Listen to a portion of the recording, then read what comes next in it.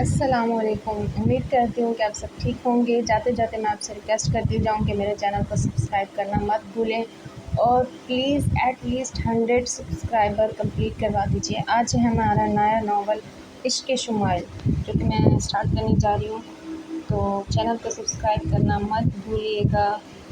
آپ سب سے ریکویسٹ ہے کہ چینل کو سبسکرائب کر لیجیے۔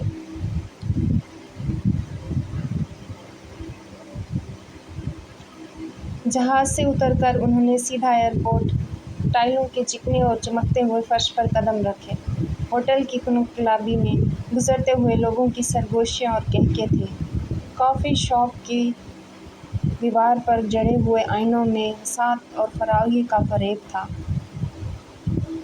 ہزاروں قلموں والے شانڈلیئر سے روشنی کا گرتا ہوا آبشار تھا، اور پیانو پر جھکے ہوئے شخص کی انگلیوں سے پھوٹتی ہوئی بھولے بسرے سروں کی دھنیں تھیں۔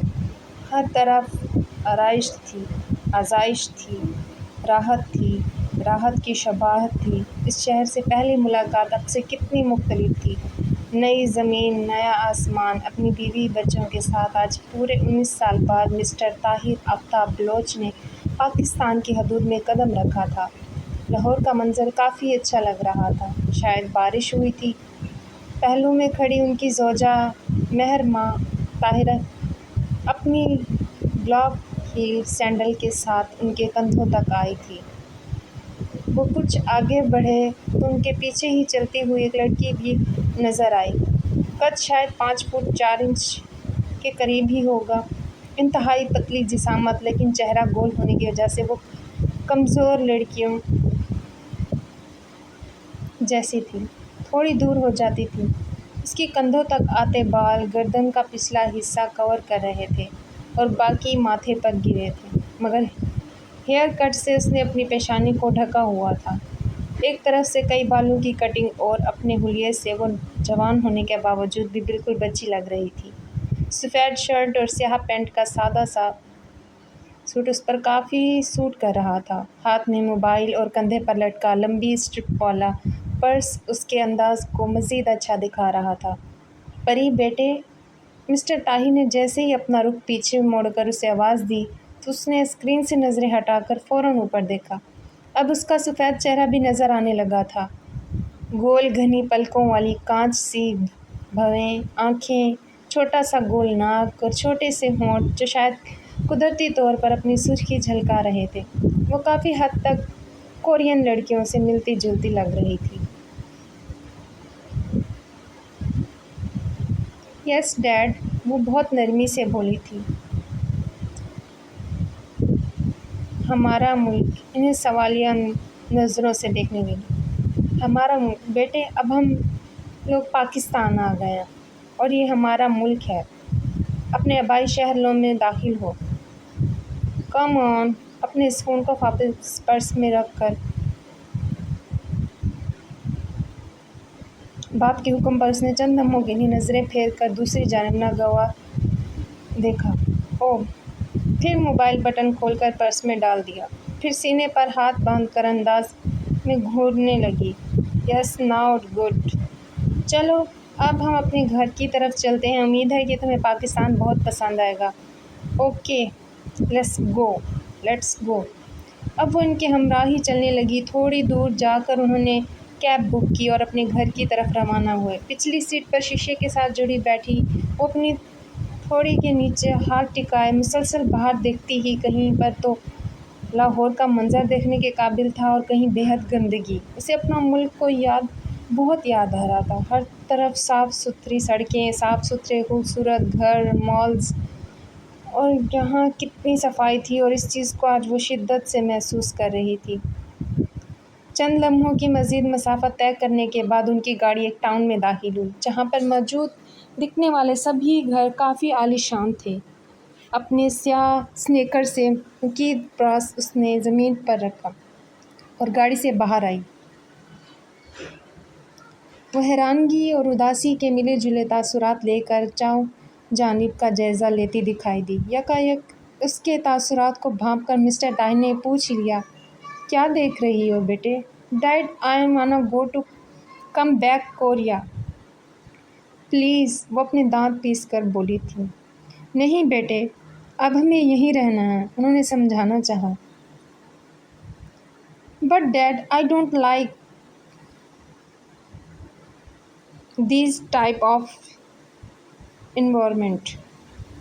بیٹے ایڈجسٹ کرنا پڑے گا، تھوڑا وقت لگے گا لیکن آپ عادی ہو جائیں گی، انہوں نے مسکراتے ہوئے کہا۔ کھانے میں مصروف طاہر آفتاب، مہر ماں، سامان۔ نو ڈیڈ پلیز، وہ بار بار نفی میں سر ہلاتی رہی مگر اپنے بازو میں لیا اور گھر کے اندر داخل ہوئے تھے۔ دیکھو ہمارا نیو گھر کتنا پیارا ہے، اپنی پری کے لیے میں نے اسپیشل اوپر ایک کمرہ بنوایا ہے جس میں ٹوٹلی شیشے جڑے ہوئے ہیں۔ اسے کندھے سے پکڑ کر اندر لے جاتے ہوئے وہ پورے گھر کا نظارہ کروا رہے تھے لیکن اس کی بھویں مسلسل تنی ہوئی تھیں۔ ڈیڈ، مجھے سمجھ نہیں آ رہا کہ ہمیں یہاں پر آخر کیوں رہنا ہے، تھوڑے پیچھے ہو کر وہ اچانک بولی تھی۔ دیکھیں بیٹے، میں آپ کے پیدا ہونے کے 2 سال بعد کو یا محض اس کی اچھی پڑھائی ہو سکے، آپ کو اچھا ماحول دے سکوں اور سب اپنے ملک سے دور رہیں گی تو آپ کو اپنے ملک سے پیار ہوگا۔ But I don't like to live here. I like Pakistan بیٹے، یہ ہمارا اپنا ملک ہے، آپ اسی ملک کی بیٹی ہو اور اب آپ کو پاکستان واپس محض اس لیے لایا ہوں تاکہ آپ کو اپنے آباء و اجداد اور اپنے حقیقی ملک سے لگاؤ ہو سکے۔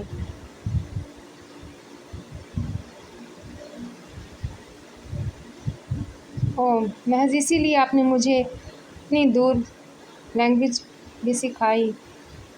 اس نے تصدیق چاہی تو مسکراتے ہوئے اوپر نیچے گردن کو لانے لگے۔ ڈیڈ پلیز نا۔ آپ دونوں بازو نیچے ڈھیلے چھوڑ کر اس نے بچوں کی طرح التجا کی تو وہ ہنس کر تاڑنے لگے۔ آپ سیڑھیوں پر جاؤ گی تو اوپر لیفٹ سائڈ پر پہلا روم آپ کا ہے۔ گو اینڈ محض اپنے سنا کر وہ باہر آ گئے۔ مہر ماں کی مدد کرنے چلے گیا۔ اس نے اٹ گو اینڈ فائنڈ بے سرا منہ بناتے ہوئے چاروں جانب دیکھا اور پھر سیڑھیاں پھلانگ کر اپنے کمرے میں قدم رکھا۔ یہ کمرہ واقعی اس کی پسند کے قریب بنایا گیا تھا، جیسے دیکھ کر اس کے چہرے پر تھوڑی خوشی نمایاں ہوئی تھی۔ پھر یکدم اپنا کلچ بیڈ کے ایک طرف اچھال کر پھینکا اور خود اوندھے منہ دھڑام سے بیڈ پر گر کر اپنے بازو اس کے دائیں اور بائیں کھول دیے۔ آج میرا دوست طاہر پورے 19 سال بعد پاکستان واپس آیا ہے، اس لیے میں چاہتا ہوں کہ ہم سب سے ملنے جائیں۔ اور بیگم تم اس کی پوری فیملی کو کل رات ڈنر پر انوائٹ کرو۔ شمس ڈنر کے وقت ڈائننگ ٹیبل پر موجود اپنی بیگم صاحبہ سے مخاطب تھے۔ ان کے 2 بچے جن میں ایک بیٹی عروہ اور ایک بیٹا عماد بھی آمنے سامنے بیٹھے تھے۔ بابا جان، آپ ہمیشہ ان کا ذکر کرتے آئے ہیں، میں سچ میں ان سے ملنا چاہوں گا، عماد شائستگی سے گویا ہوا۔ ہاں ٹھیک ہے،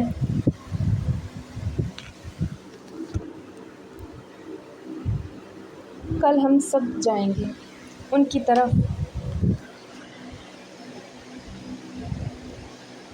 اور واپسی پر انہیں ڈنر کے لیے بھی کہہ دیں گے۔ ویسے بھی میرے دوست کی اکلوتی بیٹی بھی 19 سال بعد پاکستان آئی ہے، اسے مل کر مجھے بہت خوشی ہوگی۔ ہاں مجھے یاد آیا شمس صاحب، تب ہمارا عماد بھی بہت چھوٹا تھا جب وہ یہاں سے ساؤتھ کو چلے گئے تھے۔ ایک دوسرے کے گھر آنا جانا کتنی رونق ہوا کرتی تھی نا۔ ان کے جانے کے بعد کافی دنوں بعد تک تو ہمارا اکیلے دل ہی نہیں لگا تھا، مسز دلاور پر مسرت ہو کر بولی تو شمس صاحب نے استباق میں سر ہلایا۔ ویسے بابا تب میری عمر کیا تھی؟ عروہ نے پوچھا۔ میرے خیال سے تم اور پریشے دونوں ہم عمر ہی ہو۔ ہاں، عماد ذرا 5 سال کا تھا اور تم دونوں لگ بھگ 2 سال کی۔ ہاں مجھے یاد ہے شمس صاحب، جب مہر ماں اور میں دونوں ایک ساتھ اپنی بیٹیوں کی شرارتیں دیکھ کر ہنستی تھیں، اور اب دیکھیں کتنا وقت گزر گیا ہے، ماشاء اللہ اب تو دونوں جوان ہیں۔ مسز دلاور کی بات پر سب مسکرائے تھے۔ ماضی کی کچھ یادیں بہت ہی دلچسپ ہوتی ہیں اور بچپن کی یادیں تو شاید اس سے بھی زیادہ خوبصورت ہوتی ہیں۔ صبح فجر کے وقت پریشے کے کانوں میں اذانوں کی آواز گونجی تو وہ کروٹیں بدلنے لگی۔ گویا میں تو کبھی بھی اذان نہیں ہوئی تھی۔ کوریا میں تو کبھی بھی اذان نہیں ہوئی تھی۔ مسلسل کروٹیں بدلنے کے بعد اسے احساس ہوا کہ وہ اب مزید نیند کو گلے نہیں لگا سکے گی۔ پھر یکایک لحاف اٹھا کر وہ اٹھ بیٹھی، اپنے بالوں کو لٹوں کو دونوں ہاتھوں سے پکڑ کر کان کے پیچھے کیا، پھر عجیب بے سرا منہ بنایا۔ واٹ ربش! یہاں بندہ سکون سے سو بھی نہیں سکتا۔ پھر اپنا سانس باہر نکالا اور شاور لیا۔ جیسے ہی اپنے بالوں کے گرد تولیہ لپیٹ کر وہ باتھ روم سے باہر آئی تو اچانک اس کی نظر کھڑکی سے نظر آتے منظر پر پڑی۔ یہ کھڑکی سیدھا گھر کے پچھلے علاقے میں کھلتی تھی، جہاں شدید ویرانہ اور درختوں کے علاوہ کچھ نہیں تھا۔ دھیرے دھیرے اس نے اپنے قدم آگے بڑھائے اور بالکل کھڑکی کے قریب جا کر نیچے جھانکا تو سفید لباس میں ایک وجود سجدے میں گرا دکھائی دیا۔ وہ ڈر بھی رہی تھی اور الجھن کا بھی شکار تھی۔ کافی دیر تک وہ کھڑکی کے پاس ہی کھڑی تھی۔ شاید وہ شخص اپنا سر سجدے میں اٹھائے تو وہ اس کا چہرہ دیکھ سکے۔ شاید وہ کافی لمبا سجدہ کرنے کا عادی تھا۔ پھر ایک دم اپنا سر جھٹک کر اس نے کھڑکی بند کر کے پردہ آگے کر دیا۔ ابھی اس نے بیڈ کی ٹو کے ساتھ ٹیک لگا کر موبائل اٹھایا ہی تھا کہ اچانک اس کی سماعتوں سے قرآن پاک کی تلاوت کرنے کی آواز ٹکرائی تھی۔ آواز میں اس قدر کشش تھی کہ وہ موبائل ایک طرف رکھ کر بغور سننے لگی اور اگلے ہی لمحے وہ دوبارہ پردہ ہٹا کر کھڑکی کھولتے ہوئے نیچے جھانکنے لگی۔ لیکن اب وہاں کوئی نہیں تھا۔ تلاوت کی آواز بھی اچانک آنی بند ہو گئی تھی۔ وہ پھر سے کافی دیر تک وہیں کھڑی ارد گرد نظریں دوڑاتی ہی رہی، لیکن اسے وہاں سوائے ویرانے کے اب کچھ نظر نہیں آ رہا تھا۔ صبح کا سورج اپنی سرخی چھلکانے لگا اور اس نے بے سود ہو کر کھڑکی بند کی، لیکن اسی لمحے اپنے پیچھے کھڑے کسی وجود کا احساس شدت سے محسوس کر رہی تھی۔ شدید ٹھنڈ میں بھی اس کی پسینے چھوٹنے لگے تھے۔ اس کے پورے وجود میں خوف کی ایک لہر دوڑ گئی۔ ادھر ادھر آنکھیں گھماتے ہوئے اس نے پوری ہمت سے اپنا رخ موڑ کر پیچھے دیکھا تو وہاں کوئی نہیں تھا۔ پھر ایک دم اس کا سانس بحال ہوا اور وہ پھر سے بیڈ پر بیٹھ کر موبائل چلانے لگی۔ پری بیٹے، ان سے ملو، یہ ہیں آپ کے دلاور انکل، مسٹر طاہر نے گھر میں آنے والے مہمانوں کا تعارف کروایا تو وہ لاؤنج میں ہی کھڑی ان کی طرف دیکھ کر ہلکی سی مسکرائی۔ بھائی ماشاء اللہ، ہماری بیٹی پری تو اب جوان ہو چکی ہے، چھوٹی سی تھی تب جب میں نے اسے دیکھا تھا۔ دلاور شمس نے اس کے سر پر پیار دیکھ کر کہا۔ ہاں صحیح کہا بھائی آپ نے، محرمہ نے حامی بھری۔ اور ہماری بیٹی اور بیٹے کو تو آپ لوگ جانتے ہی ہیں، یہ ہمارا بیٹا ماد اور بیٹی ماد کی دعائیں باپ نے ڈھیروں کے ماں اروا، ہماری بیٹی اروا۔ مسز دلاور نے پہچان کروائی تو پریشے نگاہیں مسلسل پریشے پر ہی ٹکی تھیں اور اس کی حرکت کو بہت ہی گہرائی سے بھانپنے میں کامیاب رہی۔ پہلے سب مل کر کھانا کھائیں گے اور اس کے بعد ہماری فیملی میٹنگ ہوگی، مسٹر طاہر کی ہو کر بنائی کوئی دلچسپی ظاہر کی۔ درخواست پر سب نے ہاں کی تھی، مگر پریشے ذرا چڑ گئے، ان کی باتوں کو مسلسل نظر انداز کرتی دکھائی دی۔ ڈنر کے بعد سب نے بیٹھ کر خوب باتیں کی، لیکن چند ہی لمحوں میں پریشے نے محفل خالی کر دی تھی۔ اب وہ خاموشی سے واپس اپنے کمرے میں آئی تھی اور اروا بھی فوراً اس کے پیچھے ہو لی۔ ہائے پری! اپنی پشت سے اس کی آواز سن کر اس نے ایک لمحے کے لیے نظریں پھیری اور پھر ناگوارگی سے گردن گھما کر پیچھے دیکھا۔ جی؟ پریشے کا انداز کافی خفگی ظاہر کر رہا تھا۔ تمہارا روم تو بہت ہی خوبصورت ہے، وہ ہر طرف دیکھ کر تعریف کر رہی تھی۔ کچھ کام تھا تمہیں؟ اپنی بات کا الٹا جواب سن کر اس نے حیرانگی سے مقابل لڑکی کو دیکھا۔ نہیں تو میں تو تم سے کچھ دیر بیٹھ کر باتیں کرنا چاہتی تھی۔ کیوں؟ دوسرا جواب پھر سے حیران کر دینے والا تھا۔ ہمارے پیرنٹس فرینڈز ہیں تو میرے خیال میں ہمیں بھی۔ میں کسی سے دوستی نہیں کرتی۔ اروا کی پوری بات سنے بغیر اس نے بات کاٹ دی۔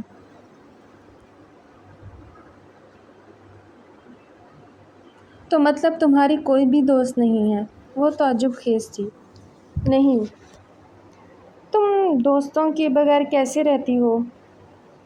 بور نہیں ہوتی؟ میری ایک ہی دوست تھی اور وہ کورین ہے۔ بچپن سے ہم ایک دوسرے کو جانتے ہیں اور اس کے علاوہ میں نے کبھی کسی سے دوستی نہیں کی۔ تو یہاں پاکستان میں بھی تو کوئی نہ کوئی دوست تو ہونی چاہیے نا، جس سے تم اپنی ہر بات شیئر کر سکو۔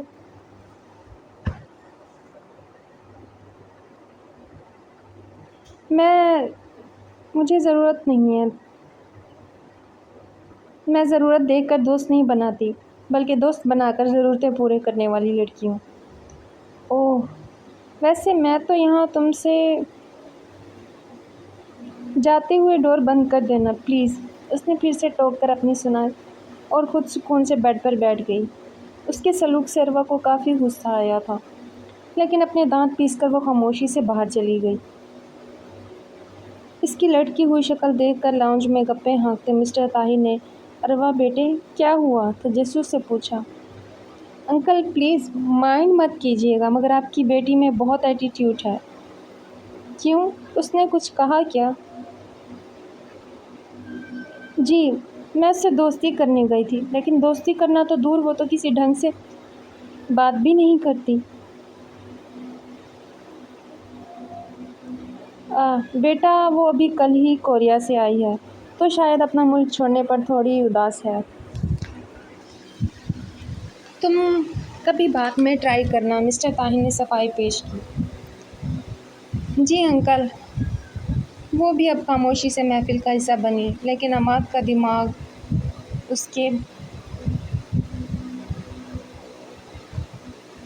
اس کے والے لفظ پر اٹک سا گیا تھا۔ وہ کئی ثانیوں تک اس کے بارے میں سوچتا رہا۔ شام کے وقت اپنے گھر میں بنے پچھلے صحن میں وہ چہل قدمی کرنے کے لیے آئی تھی۔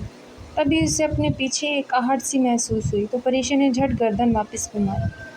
سیاہ لباس، کچھ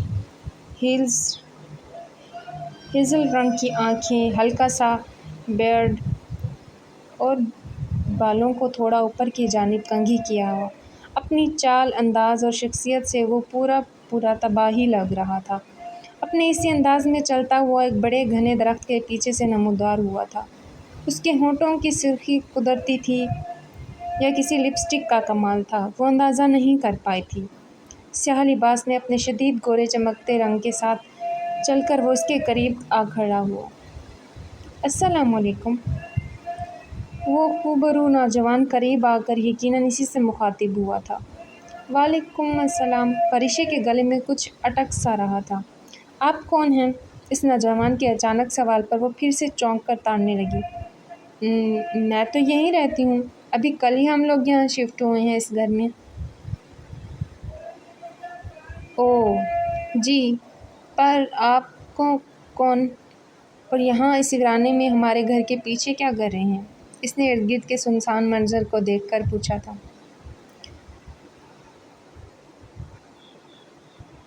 میں یہاں سے گزرتا ہوں، مگر شاید آپ نے پہلی بار دیکھا ہے۔ کیوں گزرتے ہیں یہاں سے؟ لیکن آپ، کیونکہ میرے گھر کی طرف یہی راستہ جاتا ہے۔ اور آپ کا گھر کون سا ہے؟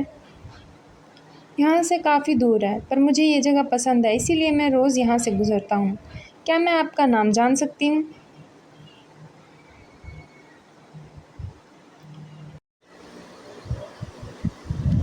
آپ کو پسند آیا؟ جی اچھا ہے۔ ویسے مجھے لگتا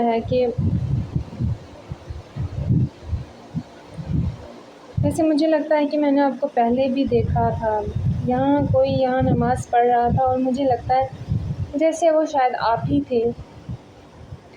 وہ کافی کشمکش میں گہرے سوال داغ بیٹھی۔ تہجد، فجر اور مغرب کی نمازیں میں یہیں ادا کرتا ہوں۔ لیکن آپ تو کسی مسجد میں جانا چاہیے، آپ یہاں پر اکیلے۔ پہلے بھی کہہ چکا ہوں، مجھے یہ جگہ پسند ہے۔ اچھا، لیکن یہ تھوڑا سننے میں عجیب ہے۔ قرآن پاک بھی آپ ہی پڑھ رہے تھے؟ جی۔ ماشاءاللہ، آپ کی آواز تو بہت اٹریکٹیو ہے۔ وہ ہلکا سا مسکرائی۔ اسی لمحے مسٹر طاہر وہاں تشریف لائے تھے، لیکن پریشا کو اکیلے کھڑا ایک غیر موجودہ وجود سے باتیں کرتا دیکھ کر کھٹک سے گئے، کیونکہ وہ اکیلی کھڑی، ہاتھ اور لب ہلا کر کسی سے گفتگو کرنے میں مگن تھی۔ مگر وہ خاموشی سے دور کھڑے اس کی حرکتوں کو نوٹ کر رہے تھے۔ شاید آپ کے لیے ہو، لیکن مجھے ایسا نہیں لگتا۔ ویسے آپ کی تعریف، میں پریشہ طاہر ہوں۔ مل کر اچھا لگا۔ مسکراتے ہوئے شمائل نے سلام لینے کے لیے ہاتھ آگے بڑھایا تو وہ الجھن کا شکار ہو گئی۔ وہ اس کے اپنے ہی اندر ایک جنگ برپا ہو چکی تھی، حل کہ ہاتھ ملانا چاہیے یا نہیں۔ مجھے بھی بہت اچھا لگا، ہاں والا پلڑا بازی جیت چکا تھا، اور مسٹر طاہر اسے اکیلی کو ہوا میں ہاتھ لہراتا دیکھ سکتے تھے۔ پری بیٹے، جیسے ہی انہوں نے بلند آواز میں اس کا نام پکارا تو پریشا نے جھٹ سے ہاتھ الگ کیا اور گھوم کر باپ کی طرف دیکھا۔ کس سے باتیں کر رہی ہو؟ چند قدم اس کی جانب بڑھا کر جب قریب آتے ہوئے انہوں نے پوچھا تو وہ بولنا شروع ہوئی۔ ڈیڈ، وہ اپنے روبرو موجود شخص سے طاہر صاحب کا تعارف کروانے کے لیے گھومی تھی، لیکن وہاں کوئی نہیں تھا۔ وہ چاروں جانب گردن گھما کر دیکھنے لگی، لیکن سوائے ویرانی کے وہ اب کسی بھی شخص کا وجود وہاں پر نہیں تھا۔ اس کے اچانک غائب ہو جانے پر وہ شدید حیران تھی۔ کیا بات ہے بیٹے، آپ کچھ پریشان لگ رہی ہو؟ نہیں dad, I am okay, mister Tahir کے ایک دم سوال پر اس نے ڈگتے ہوئے کہا۔ چلو اندر چلو، تمہارے انکل جا رہے ہیں، ان کو بائے بائے بول دو۔ یس ڈیڈ۔ اس کے حامی بھرنے پر مسٹر طاہر نے اسے اپنے ساتھ لگاتے ہوئے قدم گھر کے اندرونی جانب بڑھا دیے۔ ان کے منظر سے غائب ہوتے ہی شمائل وہاں نمودار ہوا تھا، اور اس کی آنکھوں میں جلتی سرخ روشنی شام کے اس پہر صاف نظر آ رہی تھی۔ Good morning dead. پریشا کرسی کو ذرا سرکا کر پیچھے کرتی ہوئی ناشتے کی میز پر بیٹھی تھی۔ گڈ مارننگ مہر ماں، پر مسٹر طاہر نے بیک وقت جواب دیا۔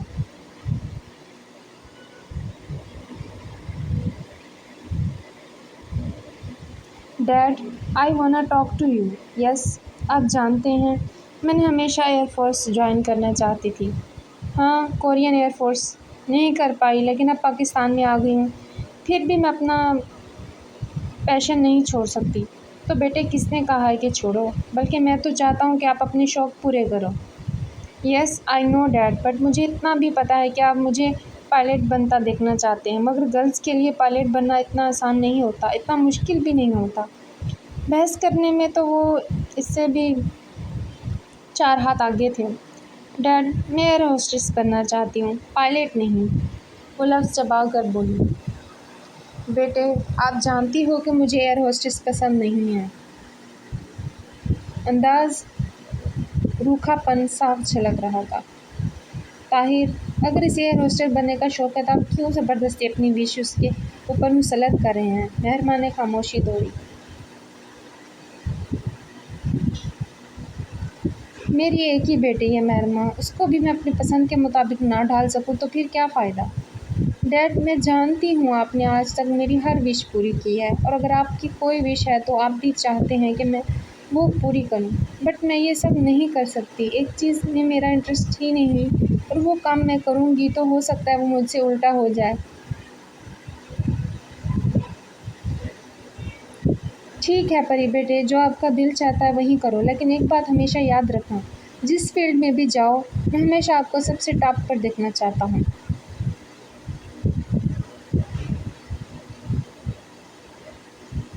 ریگریٹ؟ انشاءاللہ ڈیڈ، آپ کو ریگریٹ نہیں ہوگا۔ اللہ تمہیں کامیاب کرے۔ مسٹر طاہر نے آگے بڑھ کر پیار سے اس کے سر پر ہاتھ رکھتے ہوئے دعا دی تو وہ دھیرے سے مسکراتی ہوئی ٹوسٹ لینے لگی۔ کمرے میں آتے ہی اس نے ڈریسنگ ٹیبل کے ساتھ جڑے دراز میں سے اپنی ڈائری نکالی اور اسٹڈی ٹیبل کے پاس پڑی